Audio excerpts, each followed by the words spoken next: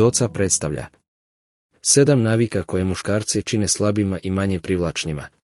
Muškarci imaju prirodnu želju da budu snažni, moćni i dominantni, no neke navike ih mogu učiniti slabima. U ovom videu otkrivamo 7 običajnih navika koje ograničavaju njihovu muževnost i kako ih zauvijek preokrenuti.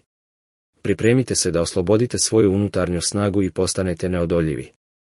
Broj 1. Stalno se uspoređujete s drugima. Fokusirajte se na svoje putovanje i težite sopstvenom napretku.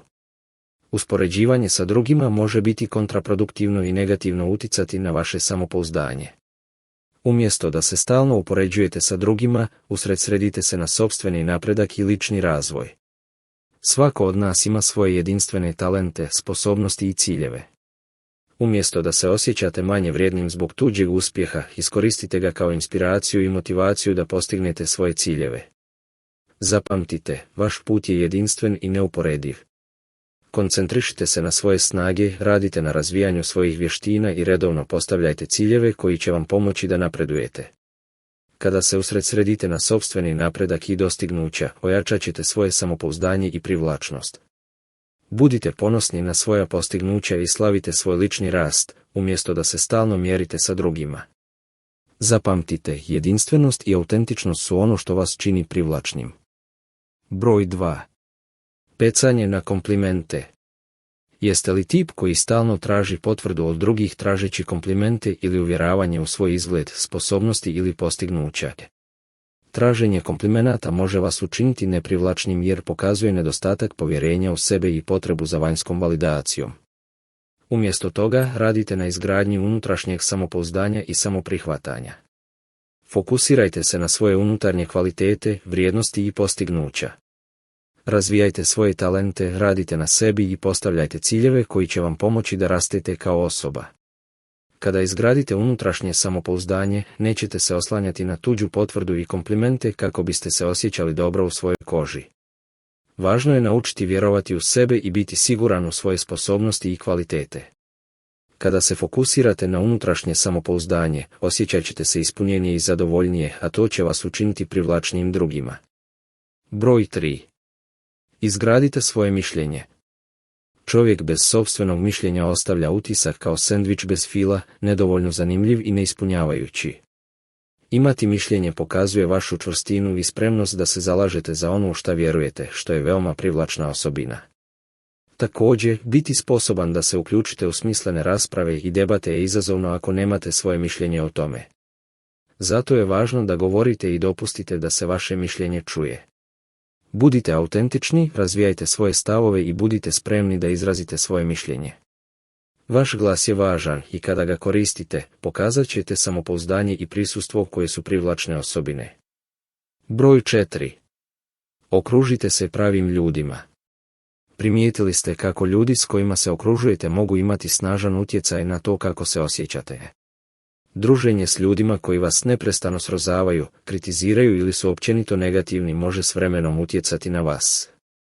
Međutim, ako se okružite ljudima koji vas podižu i motiviraju, prirodno ćete postati sigurniji u sebe. Kada se osjećate dobro u svojoj koži, privlačite pozitivnije ljude u svoj život, to vodi ka većem rastu i uspjehu. To je kao efekt snježne grude, gdje se svako pozitivno iskustvo nadovezuje na prethodno i pokreće vas naprijed. Zato je važno da pažljivo birate ljude s kojima se družite. Okružite se onima koji vas podržavaju, inspiriraju i motiviraju da budete najbolja verzija sebe.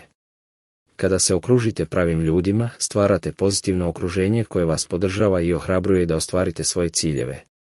To vam pomaže da rastete, razvijate se i postignete uspjeh na mnogim poljima života. Zapamtite, vaša okolina ima snažan utjecaj na vas, stoga birajte pažljivo.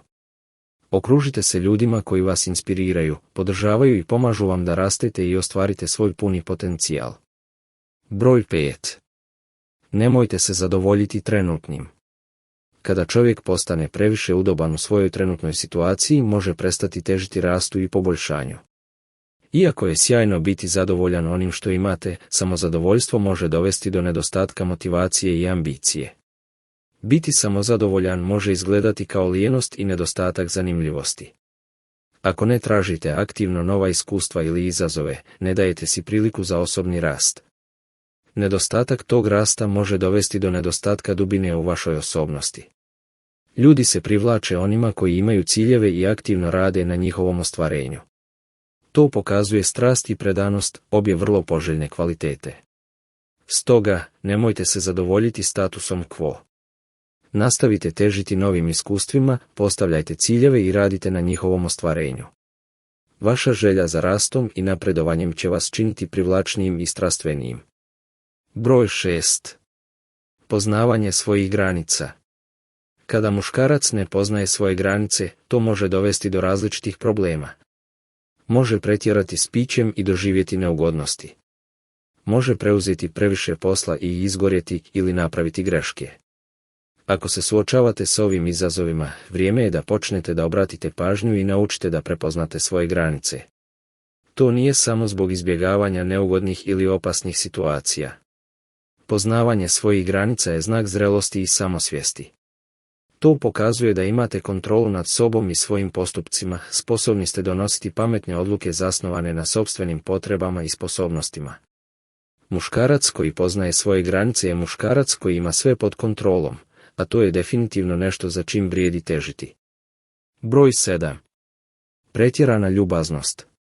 Biti ljubazan i pomoći drugima je divna osobina, ali biti previše fin može imati svoje nedostatke. Previše naglašavanje ljubaznosti može izgledati neiskreno i nedostojno povjerenja.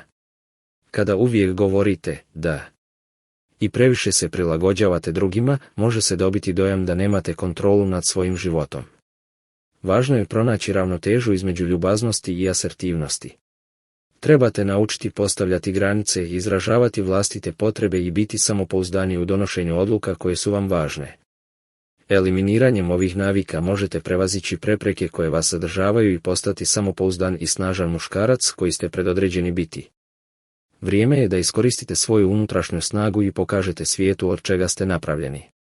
Ako vam je ovaj video bio koristan, dajte mu palac gore i podijelite ga s prijateljima da bismo mogli nastaviti stvarati više takvih sadržaja. Pritisnite dugme za pretplatu kako biste dobili još sličnih videa i ne zaboravite kliknuti na zvono za obavijesti. Također, svakako pogledajte i naše ostale video zapise. Hvala vam na gledanju.